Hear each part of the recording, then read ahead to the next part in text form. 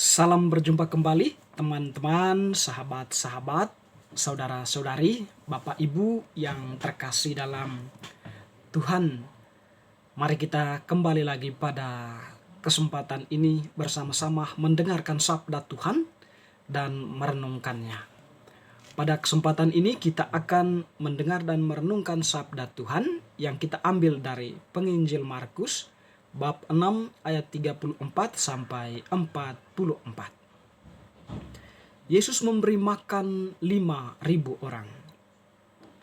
Ketika Yesus mendarat, ia melihat sejumlah besar orang banyak, maka tergeraklah hatinya oleh belas kasihan kepada mereka, karena mereka seperti domba yang tidak mempunyai gembala.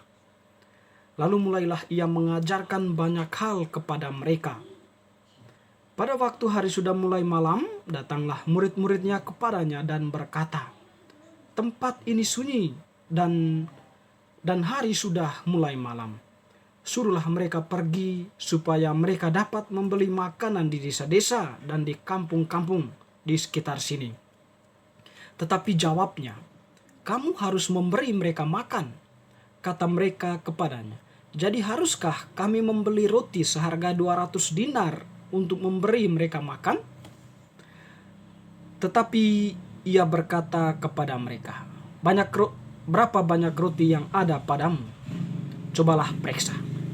Sesudah memeriksanya mereka berkata, 5 roti dan 2 ikan.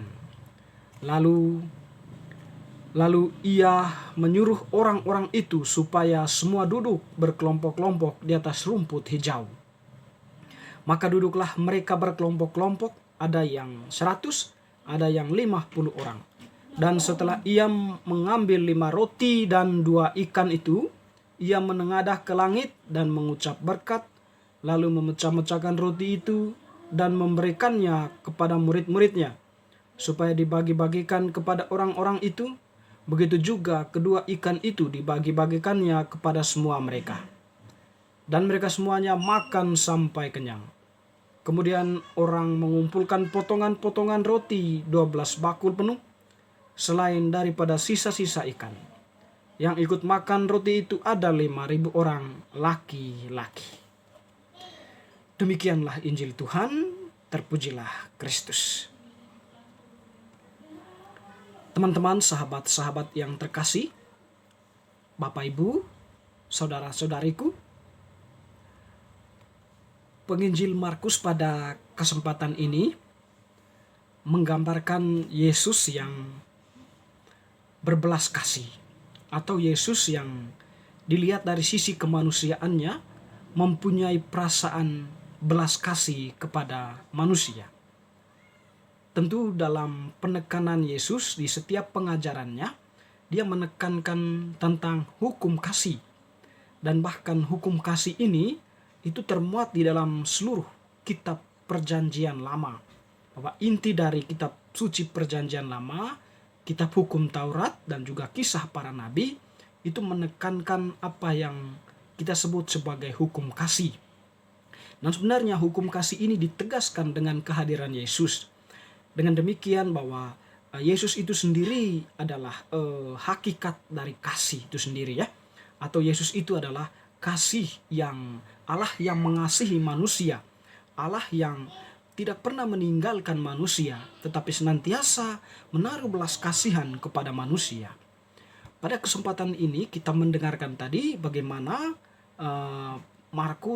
Penginjil Markus melukiskan Yesus yang berbelas kasih kepada orang-orang banyak yang tampak seperti seorang yang tidak, atau tampak seperti seorang yang kehilangan gembalanya, atau tidak ada yang menggembalakan mereka.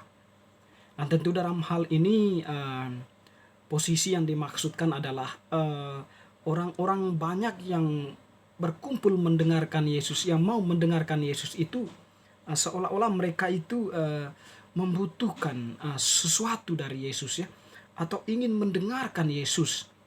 Teristimewa pengajaran Yesus sebagai seorang Mesias yang datang ke dalam dunia, yang mau menunjukkan kepada para pendengarnya akan kehendak Allah, ya, seperti itu. Jadi posisi mereka kehilangan domba, dalam hal ini mereka itu membutuhkan penghiburan atau pengharapan dari Yesus sendiri. Sedangkan dalam konteks manusianya, Yesus menaruh belas kasihan kepada mereka karena orang banyak yang sudah sekian lama mengikuti Yesus, yang dari pagi mungkin sampai sore nampak sudah kelelahan dan kelaparan. Maka Yesus pun menaruh belas kasihan kepada mereka, lalu menyampaikan kepada para muridnya, "Aku tak ingin mereka pergi. Kamu harus memberikan mereka makan." Tapi memang tampak persoalan bagi para murid, di mana persediaan roti dan ikan atau mungkin makanan pada waktu itu tidak cukup atau tidak mencukupi untuk dibagikan kepada orang banyak itu. Tentu di sini para murid itu bertindak sebagai manusia biasa ya. Artinya mereka melakukan sebuah kalkulasi tentang makanan itu sendiri. Tetapi Yesus tetap menegaskan kepada mereka, kamu harus memberi mereka makan. Di sini teman-teman yang terkasih, makanan yang tersedia yang ada pada para murid itu hanya 5 roti dan 2 ikan. Tentu dari pikiran kita sebagai manusia, makanan itu tidak mencukupi, tidak cukup untuk dibagikan kepada jumlah orang yang sekian banyak, yang dikatakan tadi itu ya 5.000 orang laki-laki ya. Tetapi Yesus mampu memberikannya, memberikan mereka makan sehingga mereka pun bisa kenyang. Tentu di sini Yesus bertindak sebagai Allah, di mana dia berdoa kepada Bapaknya, mengucap berkat atas roti dan ikan itu, sehingga ikan itu bisa dibagikan kepada semua orang. Bahkan roti itu pun bisa dibagikan kepada semua orang, sehingga mereka bisa makan sampai kenyang. Teman-teman, saudara-saudariku yang terkasih, kalau kita melihat lebih jauh makna dari Yesus memberi makan 5.000 orang, memang di suatu sisi pemberiannya itu lebih berupa fisik makanan, tetapi di sisi lain kita melihat sebenarnya orang-orang banyak itu kenyang dalam arti mereka itu merasakan kepuasan yang luar biasa atas pengajaran Yesus ya, atas kehadiran Yesus yang memberikan mereka kekuatan, pengharapan penuh ya kepada para pendengarnya waktu itu. Jadi ketika Yesus mengajar dengan penuh kewibawaan itu, para pendengarnya merasa puas, merasa terpenuhi segala kerinduan mereka selama ini, atau keraguan-keraguan mereka, ketidakberdayaan mereka, seolah-olah itu mereka diteguhkan, dipuaskan sedemikian rupa, sehingga mereka pun merasakan bahwa Yesus itu hadir sebagai pemenuh akan kehausan dan kelaparan yang mereka rasakan.